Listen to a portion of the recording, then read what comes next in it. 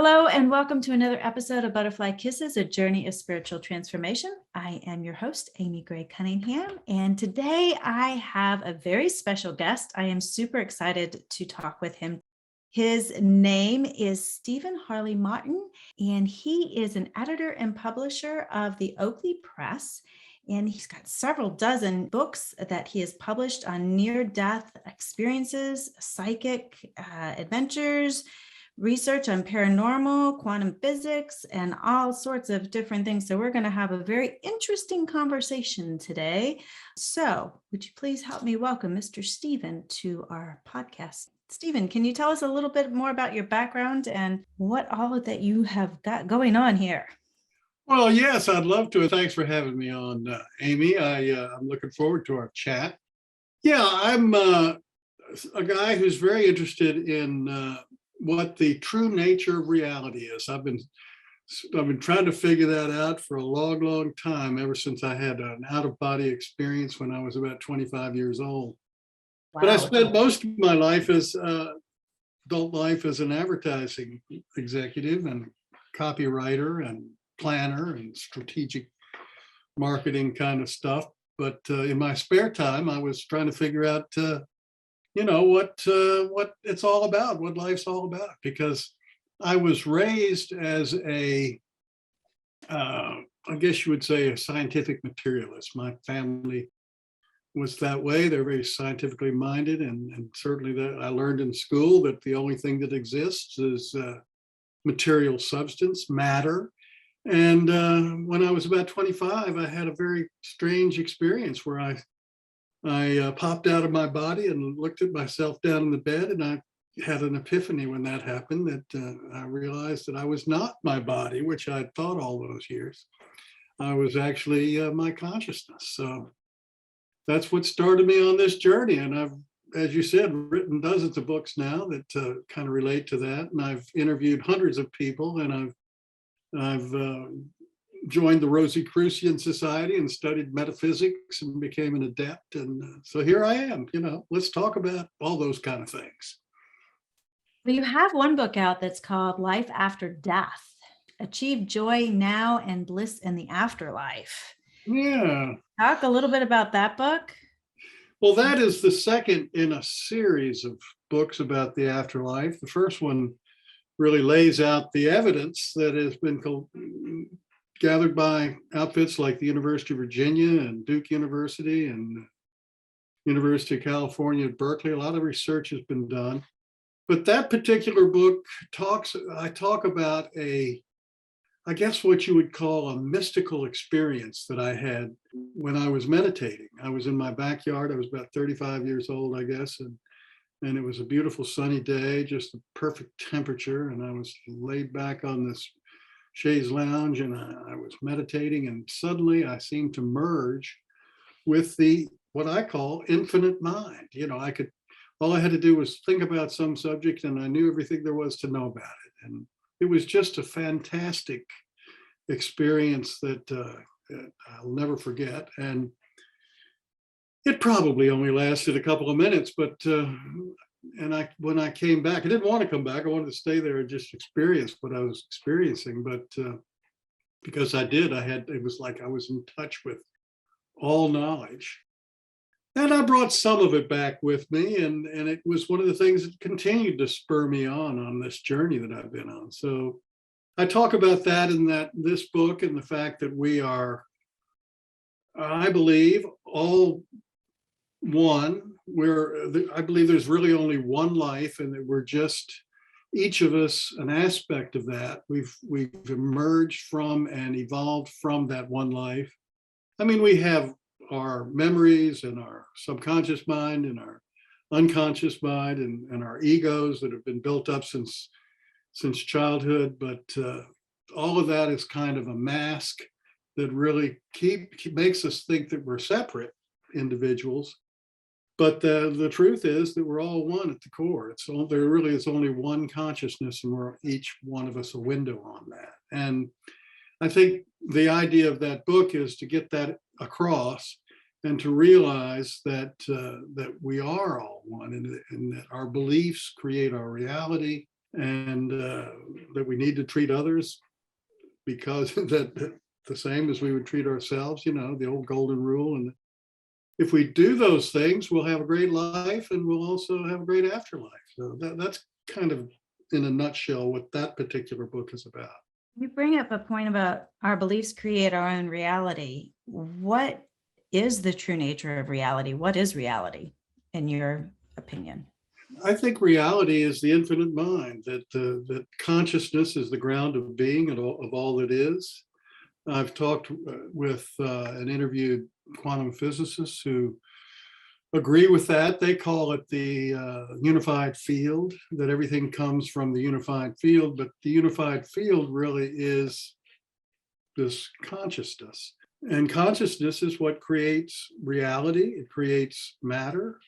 In fact, in one of my books, I talk about a woman who, she was called the Gold Leaf Lady by the gentleman who wrote the book about her. He's a professor at the University of Maryland, investigated her, and she actually has matter. It's brass. It's 80% copper and 20% zinc appear on her skin.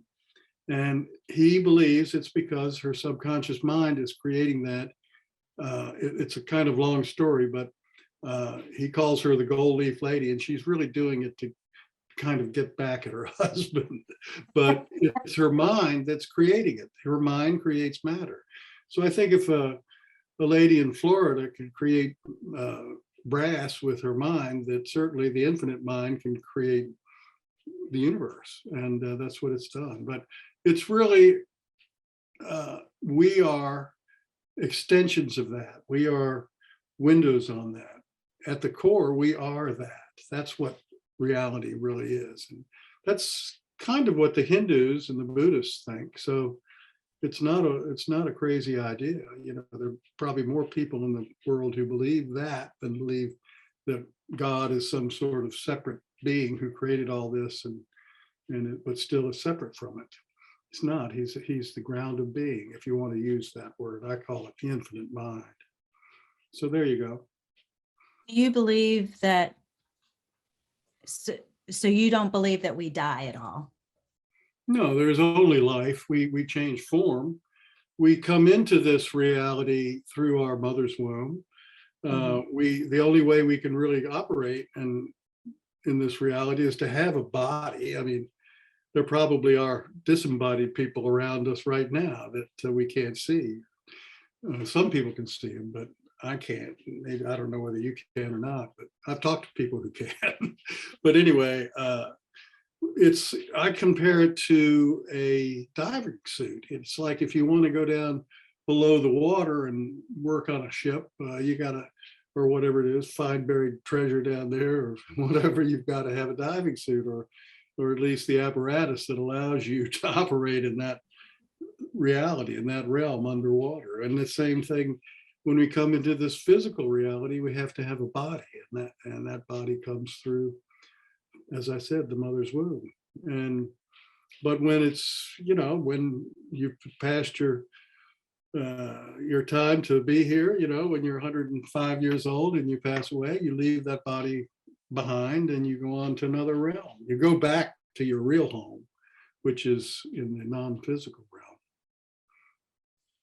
And then you come back again, like, one of the things the Rosicrucians teach is that the average life is 140 years. And if you spend 40 years, if you spend 70 years on Earth in a human body, you'll spend 70 years in the afterlife in a non-physical realm, and then you'll come back again. Now, that's only an average. One of the things that the University of Virginia has done is study children's memories of past lives. And they tend to be, the children who remember their past lives tend to have come back very quickly. The average is only 15 months from the previous death.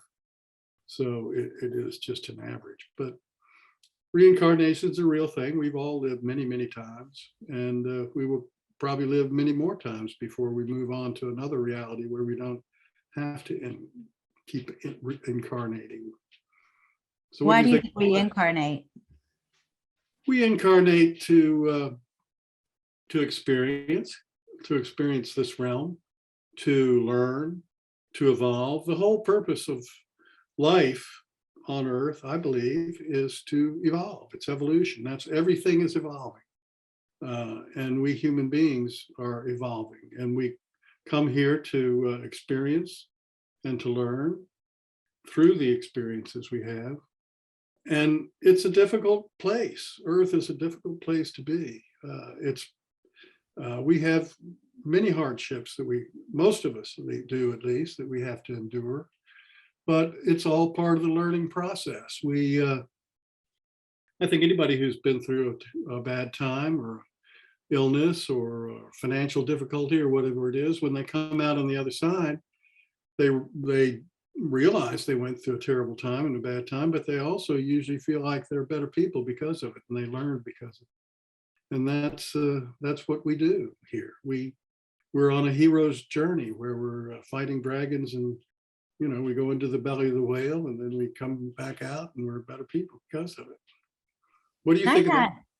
Well, I had a listener ask me a question one time about reincarnation, and they wanted to know why children, or why any soul, would incarnate into a family of abuse.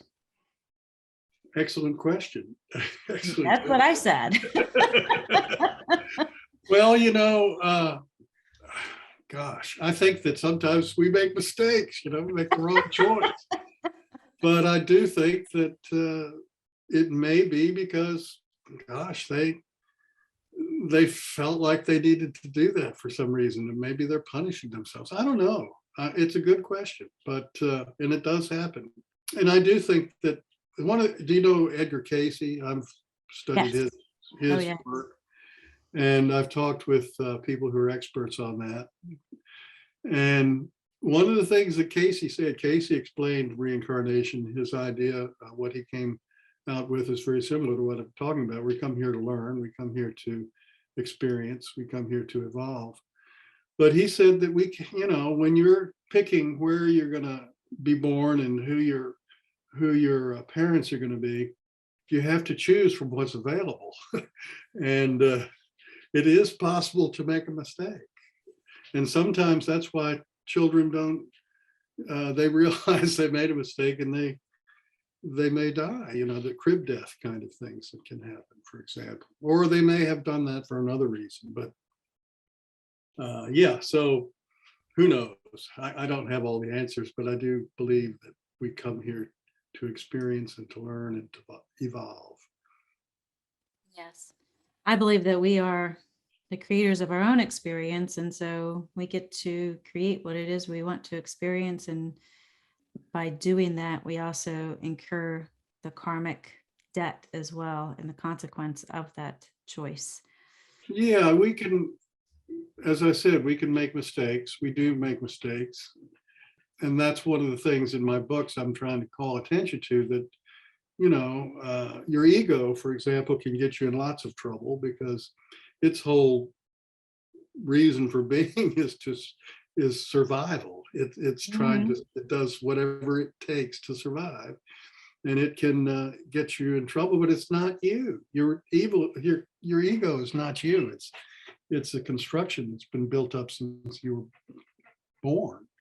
When you were born, you were pretty much you brought into this life what I call subconscious mind. It's what others religious bent would call the soul, which is houses all the experiences you've ever had in your many incarnations. And so you definitely have a background there. But from the time you're born and you look up from that crib, you develop a personality and an ego based on your environment and where you are, the culture you're in, and the parents you have, and the siblings you might have, and the schools you go to, and the teachers.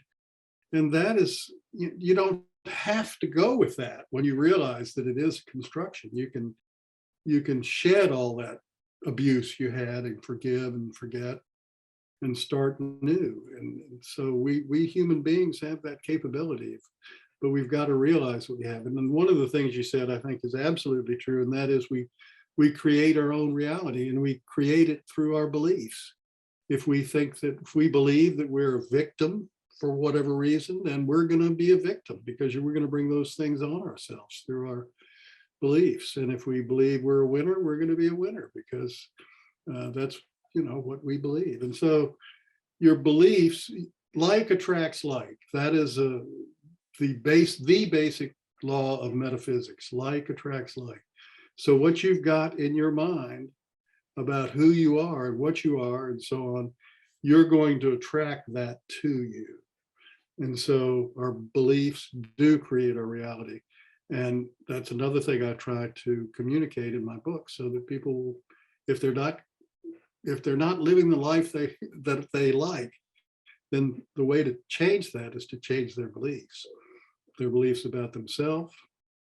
And they can do it because, as I said, that ego that houses all that stuff, we have a conscious mind, which is what we're experiencing right now talking, but we have an unconscious mind, which is not the same thing as the subconscious mind. The unconscious mind stores all the memories, beliefs, opinions, and so on and so forth that we have built up in this lifetime. And we can dig into that, and we can change those opinions and change those beliefs, but we've got to get to them and figure out what they are. And the way you do that is, one way that I recommend is when something triggers you, it's triggered you because of a belief that you may not even realize is housed in that unconscious mind. So what you got to do is dig down in there and find out what it is and take it out and examine it. And if it's because somebody abused you, you have to forgive them and move on. So there you go. What do you think? Very interesting way, because one of the things I believe is that we're definitely here to learn to forgive. Forgiving is very important. Now, you don't hurt somebody by being bitter or angry toward them. You only hurt yourself. They may not even realize that you are or care if you are. So you're not hurting them, you're hurting yourself. What's the saying? Something about being bitter or holding a grudge is like taking poison and expecting the other person to die. Yeah. It's interesting when you think about forgiveness and people who have hurt you, because a lot of times I feel that the people who have caused you the most pain or triggered the most turmoil in your life are usually the ones who are your biggest teachers. Yeah, you definitely learn from them, I guess. And the other thing is that when somebody does something you don't like, or there's something you just don't like about them, it's usually something that you are also guilty of, if you want to say guilty of. It's because you see yourself in them. You see your shadow that you haven't recognized and brought to the surface in them, and it makes you angry. But it's really you.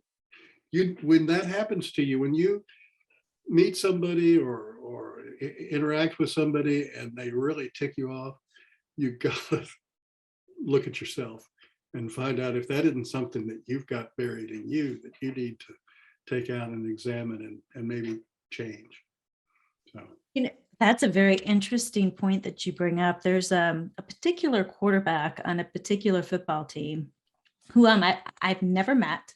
I don't know this person from Adam. I obviously would know him because he's a very famous person, but I can't stand him. I really cannot stand him. When he gets on television, I have to turn it off. I cannot stand to watch him play. And it drives, but everybody loves him. And he just rubs me the wrong way. And I've told my friends before, I was like, I must have been married to him in a past life or something, because he just irks me. Well, maybe you were, but also maybe there's something in you, some quality that he has that, and again, it's, we all have a shadow side that most of us hide, or from ourselves. We're in denial about it. I'd take a look at that. What is it specifically that really, turns you off about it? Maybe that's something in you that it's probably very much, I know it's very much within me because I've never met him. But it's there's something about him when he gets on TV or he just opens his mouth and it's like taking your fingernails down a chalkboard. It just, Oh gosh. oh. But everybody loves him. They think he's like, one of the You're not best. going to tell us who you're talking Oh, about. no, no, no, no. Okay. I'd probably lose a lot of listeners after I say that one. Because they all love him. But Oh, yeah. maybe that's why they like you, because you're very similar to him. Well, that's very true. That could very well. Who knows? I don't know. But it's funny when you think, because you have to go within. Everything is within. And I always tell people that our outer reality is an inner reflection of our inner reality as well. So Yeah, it is. It is. Look around. Decisions you've made and beliefs you have is what has created all this that's around you. Exactly. So what is this law of one? The law of one. Well, the law of one is what we've been talking about. What I've been talking about is there's really only one life. We're all one. All of us are one life. We're just different aspects of that life. We're different. We've evolved from it, but at the core, we are all one at that ground of being reality place. And the law of one really came through in, I don't know if you've ever heard of the Ra series, R-A, Ra series of books that channeled back in the early 1980s. Ra was a spiritual being, but really more of a civilization that came through a channel back in the early 80s and made certain predictions and so forth that have come to pass, but also spoke about the true nature of reality and the fact that all is one, and that we are moving. What the basic message of those, I think there are 5 books, the Ra material. Ra was also a god back in the Egyptian time, and apparently he said that he incarnated back then. You can, if you do a Google image search, put Ra, the Egyptian god, and you'll see pictures of him. He has kind of a bird's head, but he's tall and slim, human body. But the basic message of the channeled information from the 1980s was not only that we're all one, we're evolving, the one life is evolving just as, and we help that evolvement by evolving ourselves, but also that we human beings on Earth are moving from what Ra called a third level density to a fourth level density. And according to Ra, there are something like 7 densities. The first density is just matter, with no life on it. The second density is matter like Earth, but with animals and plants, but not animals and plants that are self-aware. Third density is where we are now, but we're moving into fourth density. Third density is self-aware life, where we can figuratively step outside ourselves and think about ourselves and our own actions and why are we here, the kind of questions we're talking about here. What's it all about, Alfie? And then fourth density is when we come to realize that we are all one, and we begin to treat our fellow human beings as ourselves, do unto others as you would have others do unto you.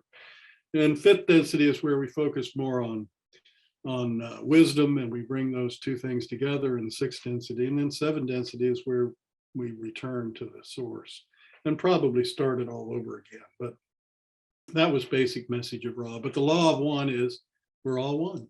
I like to use the description of we all come from the same ocean. Yeah, we all come from the same ocean. We all return to the same ocean. We're bubbles in the ocean, or we're little whirlpools in the ocean, whatever you want to Yep. whatever metaphor you want to use, that's true. I go with that. I'm Yeah. with you. And we're just, God takes a little ladle and scoops us out and puts us in a vase. And so while we're in this Well, human we think we're in the vase, yeah, because we think we're separate. But Yep. we're really still part of the ocean. But just because we're in the know. vase, it doesn't mean we're any less of the ocean. We're still part Mhm. of the ocean. Yeah, we build up our own little vase with our egos, but yeah, I understand. You're on. I'm with you. Yeah. So what do you think happens when we cross and we leave this body? Where is heaven? Heaven is just another dimension. It's, there are apparently many dimensions. There are different levels of it, apparently. Right on the other side is what's called the astral plane, where the people, ghosts, and who are haunting houses and things are. But they stay on this plane because they either don't realize they're dead, or they don't want to move on to the light because they're afraid they'll be judged. So there are, entities that are around us in this basic astral plane. But then there are other levels of heaven and I think you go to a place where you feel comfortable eventually. I say you eventually go to a place where you feel comfortable on the other side. And you probably have people other souls that you're kind of in partnership with or in a group with. They may be people that you incarnate here on earth with from time to time. Your husband, your children, your aunts and uncles and cousins, your extended family, or could be a bunch of them, or your soulmates over there. Let me tell you a story that I haven't told many times about this astral plane and people who sometimes don't realize they're dead. I had a good friend who lives in France, and my first wife was French, and we used to go there a lot. And he inherited this huge house. They called it a chateau, but it's really a big house.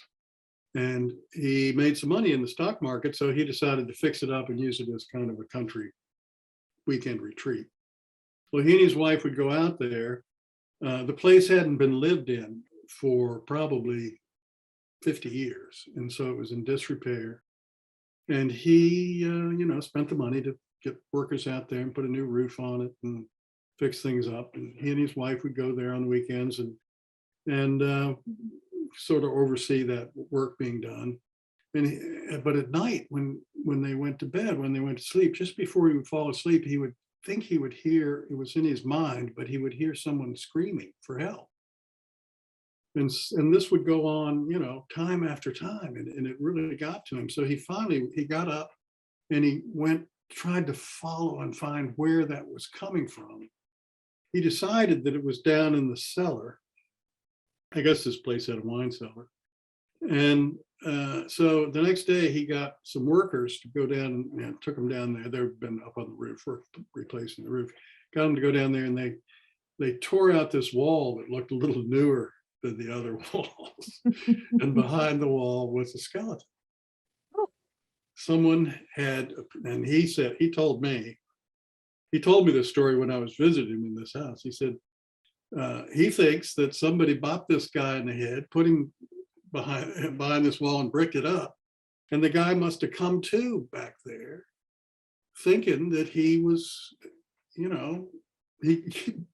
tried to get out, was screaming for help. But he died. He didn't know he died. Oh, and wow. So when they unbricked the wall, took the bricks down and took the skeleton out, they gave it a Christian burial, and the night noises stopped after that. No wow. So that's a case probably of somebody who died and didn't know they were dead. They thought they were trapped behind the wall. And time is different in the other. This is a 4-dimensional reality, which is, height, width, depth, and time. Time doesn't exist in other realities. Yeah. Everything is the universal now. Now it's the eternal now over there. But it's funny because well, it's not funny, but my husband crossed over. He passed away in June, and he's still around. I still hear him, and he still does things around the house. And I know he's crossed. I know he's gone on, but he Well, still does. you might want to have a chat with him. Tell him to look for the light. Oh no, he's gone to the light, but he still hangs around. Or he just comes to visit. He just comes to visit. Yeah. I know a lot of people, not a lot. I know other people who have the same experience as you, Jared, whose husbands have passed, and they communicate. But I think that, I think when you think about somebody often who's passed, and you'll draw them to you. So. Yeah, we still have conversations and we chit chat. He actually, it's kind of funny. I have these feathers here. This little black feather showed up shortly after he had passed. I had this red purse that I used for his funeral because his colors were black and red. That's what he's a big Georgia Bulldogs fan, which go Bulldogs. Happy about the recent game, I guess. Oh yeah, I'm sure he was hooting and hollering last night, that's for sure. But so I had this red purse that I was carrying, and anyway, after the funeral was over with, I was putting the purse up, and I looked on the inside of the purse, and in the inside of the purse was this black feather, and it wasn't there when I pulled it down because I looked to make sure there was anything in there before I put my stuff in there, and it wasn't there beforehand. So there was this black feather, and now I have stories of the traveling black feather. It literally shows up in different places around the house right when I need to hear from him the most. Wow, very interesting. And I keep it right here on my desk in this little. But it moves around. It moves around, yeah. And just recently, this white feather showed up in my bedroom, on my bedroom floor. So keep that. It hasn't traveled anywhere else, but it showed up in my bedroom floor. And that's something. So you let's talk a little bit about your publishing company, because you have all these books out, and then you also do publishing for other people as well. I do. I think my little business, Oaklea Press, has more than 100 books, on Amazon. A bunch of them are mine, but most of them are other people's. And I also ghostwrite books. I've ghostwritten a bunch of business books for consultants. I've ghostwritten books for people who want to, memoirs, I guess, who've been through something that they think is worth recording in a book for posterity or for their family, or for even to try to sell. I recently finished, it hasn't been published yet, but I recently finished a draft of a book for a governor of a state who went through something difficult. And I've written books for business executives who maybe had a company that was in trouble and they were able to turn it around, those kind of things. But also I've edited and helped people with novels. But if somebody has a book that's ready to publish and it doesn't need editing and all that, I will set the type and design a cover and publish it and all. Usually I charge a small amount for doing that. If they want to publish it, set up their own account on Amazon, I'll help them do that, charge them a small amount, $500 or something like that. But if they want me to publish it through the Oaklea Press, I'll do that as well. And so anyway, if anybody's interested in that, they should just get in touch with me through my website. It's shmartin.com, shmartin.com, and you just click on the contact page and send me an email, and we can start a conversation about it. So there you go. Also, you can see my books on my website too, see which ones you might want to read about life after death and other things. Yeah. He's got a lot of books on his website too. It's very awesome. And I'll have the link to your website on the show notes. For those who are looking to write a book, what's one topic or suggestion you can give somebody, a new writer who wants to either self-publish or have someone like you help them? It depends on whether they want to write fiction. If they're into novels, probably the most, I've written 5 novels, and what I know about that is that probably the top selling category are romance novels, billionaire romances and things. But they're also whodunits are fairly popular. It's hard though, to get a lot of sales with fiction if you don't have a big name. Just so many people are doing that. Most of the books I write are nonfiction, and they, some of them do very well because it's a topic that somebody is interested in. Like what happens when I die, or is this life? When you die, is it like pulling the plug and that's it? A lot of people think that, but it's not true. So self-help kind of books, typically there you would need to be a psychologist or a psychiatrist or whatever to have the credentials that would make it people interested in watching it, reading it. Amazon is got this part of their business, which is called KDP. It's Kindle Direct Publishing. And you could Google that and find out all about it. It doesn't cost you anything. All you need to do is write the book, get it into the right kinds of files in the right format, in the right software, and upload it. And you can start selling books. It's really easy. A lot of people are doing that, which means there's a lot of competition. But I make a fair amount each month with my books. So they pay a royalty on them, and it depends on how you set the price and so forth. But you need to be competitive when you set your prices.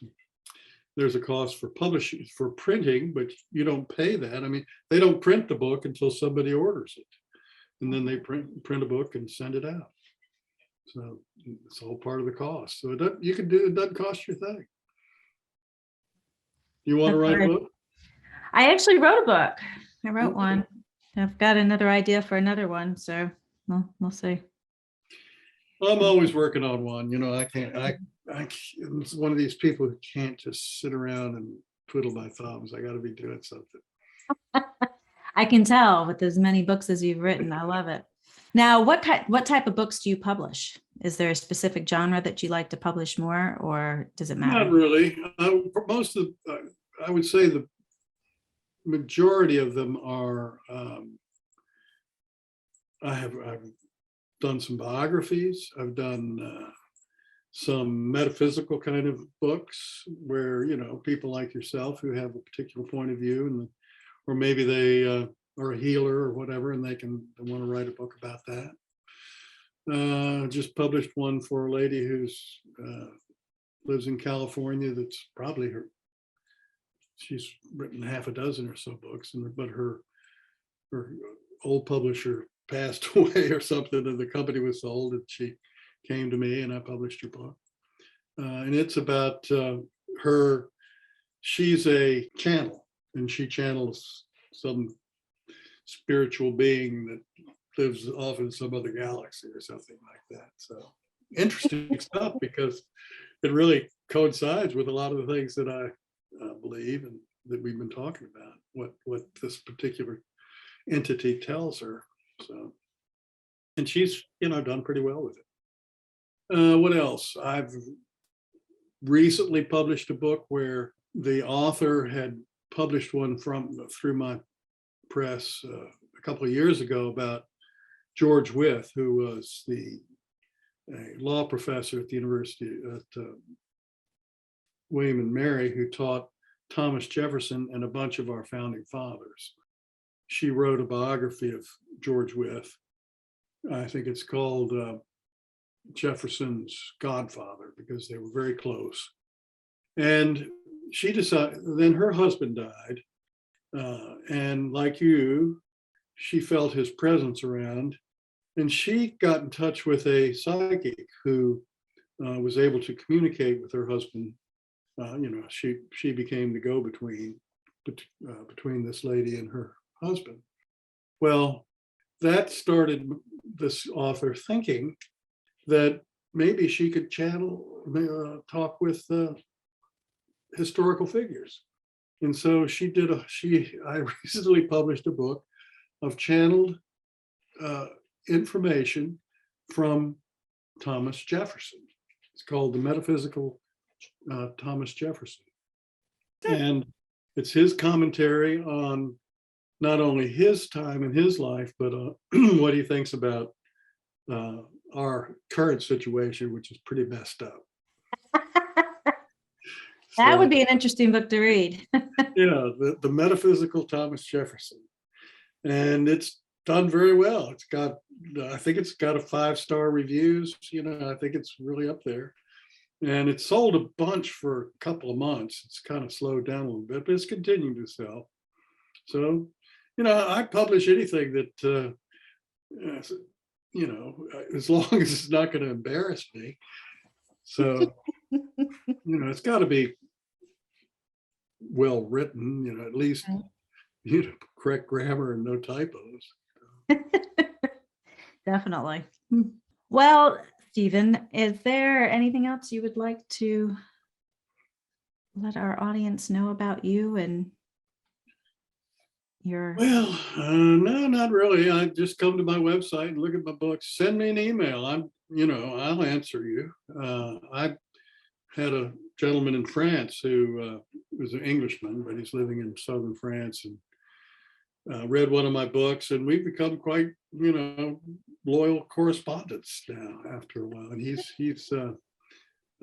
actually published a book through my press about his experience in really channeling what is the name of that? It's called the Story of Us, and it's about the true nature of reality. And again, it jives with what I've been talking about. So, wow, there are entities that want us to evolve into that next level, and I think it coincides with a lot of UFO sightings and things like that. All that sort of stuff is happening around us. We're moving into it. We're moving into the age of Aquarius. That we are. Well, one of the questions I ask all of my guests at the end of my podcast is if you had an opportunity to sit on the park bench and talk with someone for an hour, whether they be alive or dead or passed on, who would that be and what would you talk about? I think I might want to talk to, it's a good question, but I think I might want to talk to Edgar Cayce. Edgar Cayce was, if people don't know who he was called the Sleeping Prophet. He was born in 1877. He died in 1945. And for about 20 some years, he would put himself into a trance twice a day, once in the morning, once in the afternoon, and answer people's questions. And they had all kinds of questions. And he apparently was able to get in touch with what's called the Akashic Records, or the Infinite Mind's memory bank. And he was a strong Christian who actually people would ask him, why they had a particular phobia or why they had a particular problem. And he often would say it stemmed from a prior life. And when he started telling people that, he became kind of upset because he didn't know what he was saying when he was in this trance. It was just coming through him. And being a Christian, he thought, hey, that can't be. But then he read through the Bible, and he realized that there are all kinds of references to reincarnation. They're just not called that. So, but Edgar Cayce, he was an interesting character. I'd love to be able to sit down and talk with him. Yes, I would too. That would be one of the people I would probably want to talk with as well. I've done a lot of research on Edgar Cayce, and well, you need to come to Virginia Beach to the Association for Research and Enlightenment. It's right there on the corner of 68th and Atlantic Avenue, and big building there. And that's Edgar Cayce's foundation that he started. He's got all his stuff is in there, all the original readings, I guess they're called, course, it's all computerized now, so you can Yeah. put it on a computer, but there's a library in there that has the actual documents. Plus, there's a bookstore, and they have things going on there all the time. Yeah. It's only I get $2. emails from them usually on a daily basis. So I once went down there and interviewed the director of that, Toteski, Kevin Toteski, I guess his name is. Interesting guy. He knows everything about it. It's almost like talking to Edgar Cayce. well, Stephen, thank you so much for joining us today. This was so much fun, and I've had a pleasure talking with you and learning more about the afterlife and what it means to be conscious and unconscious. Yeah. Well, I've enjoyed it too, Amy. Thanks for having me. I appreciate it. Thank you for joining us. Thank you for joining me on another episode of Butterfly Kisses, a journey of spiritual transformation. If you like what you've heard, please subscribe by hitting the subscribe button. This way you won't miss it when a new episode is released. Also, if you're interested in learning more about Akashic Record readings, you can schedule a free 15-minute consultation with me by visiting my website at amygray-cunningham.com. Again, thank you, and remember, always spread your gorgeous wings, my friend, and fly. Until next time, see ya.